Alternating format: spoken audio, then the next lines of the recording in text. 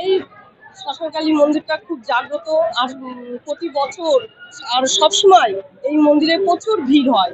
আর পয়লা বৈশাখ কেন মা কালী পুজোর সময় তার তো কোনো তুলনা হয় না। বিপত্তারিণী পুজোর মানে এত ভিড় হয় সে বলার বাইরে। আর লাইনটা দেখেছেন তো সেই কত দূরে চলে গেছে শ্মশান পেরিয়ে, সেই পোলের ওখানে অবধি চলে গেছে।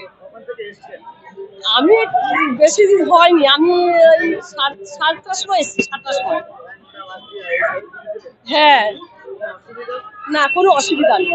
লাইন টেনে আসছি, কোনো অসুবিধা নেই। ভালোই লাগে লাইনে দাঁড়িয়ে, সবার সঙ্গে কথা হয়, পরিচয় হয়। হ্যাঁ, বছরের প্রথম দিন সবার চাইবে মাকে বা তার বাবা মা যেখানে যাই হোক সবাইকে তাদের কাছে ভালোবাসা নেওয়া, মাকে পুজো দিয়ে তার সংসারের মঙ্গল কামনার জন্য সবাই পুজো দেবে না, এটা কোনোদিনও হয়। সীমা দাস।